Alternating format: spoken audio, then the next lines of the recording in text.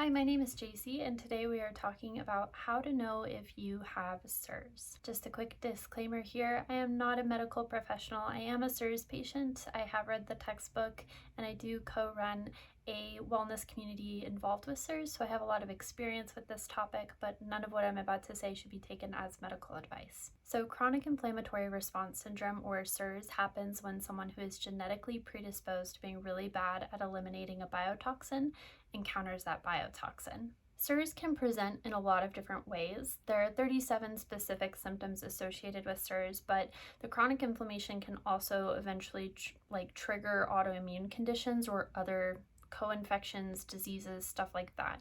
So it's really hard to say this one exact thing tells you that you have CIRS. It presents very differently for different people. So this video, I hope, will help you gain a better understanding if maybe CIRS feels like the correct diagnosis for you. For my own story, when I got sick, I was eventually diagnosed with ankylosing spondylitis, which is an autoimmune arthritis condition.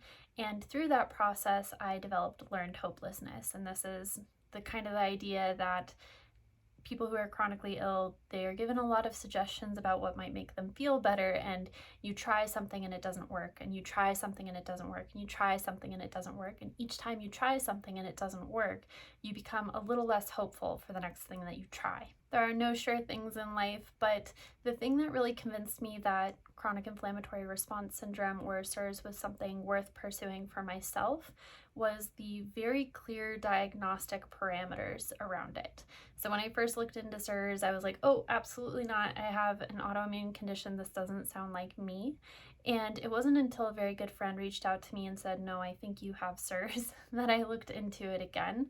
And at that point, I realized that there's a diagnostic process, and you have to hit all of the criteria in order to be diagnosed with CIRS. Speaking of those diagnostic criteria, the first diagnostic criteria is meeting the symptom clusters. So there are 37 symptoms associated with CIRS. They are arranged into 13 different clusters. And if you have a symptom in the cluster, it counts toward your total cluster count. If you have 8 of the 13 symptom clusters, you very likely have CIRS, and you should move along to the next step in the diagnostic process, which is the visual contrast sensitivity test. You can take this at vcstest.com.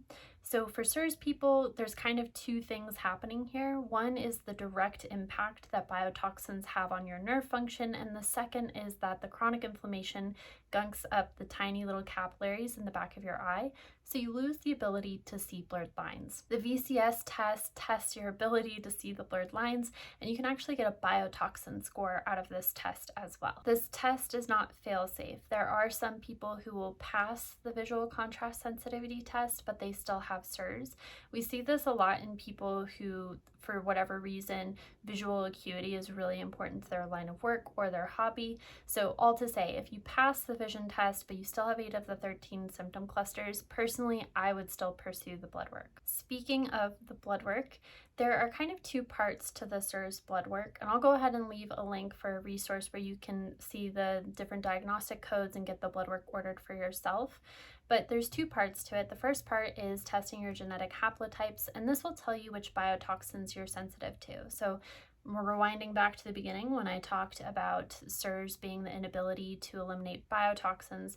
It's a genetic inability to eliminate biotoxins. So this genetic test will actually show you the biotoxins that you are sensitive to. The second part of the blood work is blood markers for innate immune response. So when we talk about CIRS being the inability to eliminate a biotoxin, it's because your innate immune system never hands off to your adaptive immune system. You never produce the antibodies that'll actually help you eliminate that biotoxin. So this blood work is different from typical autoimmune blood work. It's not testing things like rheumatoid factor.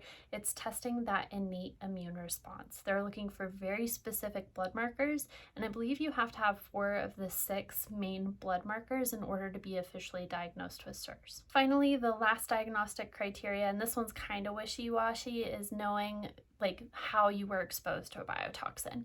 I think for some people it's very clear. For myself, it was very clear. I was in a moldy home, I was in a moldy environment, and that is what triggered my chronic inflammatory response syndrome. For other people, if your exposure happened in childhood, or another really difficult one is one of the biotoxins associated with SIRS is Lyme disease.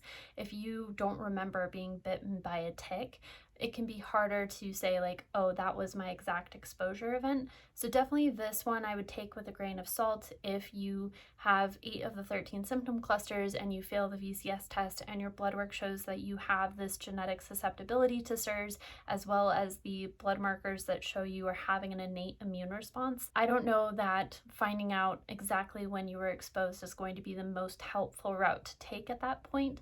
I just wanted to mention it because if you do look into the Shoemaker protocol, which is the diagnostic process and the clinically proven path to healing from SIRS, it's going to say you need to know your exposure event. So as I briefly mentioned before, chronic inflammatory response syndrome and the chronic inflammation part of that can turn on errant genes. And what I mean by that is it's putting so much pressure on the transcriptome, you have so much inflammation in your body that eventually errant genes will turn on. And this can trigger things like autoimmune conditions. If you have an autoimmune condition or you have something where your doctor is telling you that it's epigenetic or it's incurable, I say, why not look into SIRS? Because at that point, if they're telling you you have an incurable thing, and that's what happened to me, is my rheumatologist told me that that was the level of pain I was going to be in for the rest of my life. At that point, I think it's worth looking into anything you can to have a sense of relief or to get better, to heal. The really cool thing about chronic inflammatory response syndrome is that there is a clinically proven path to healing.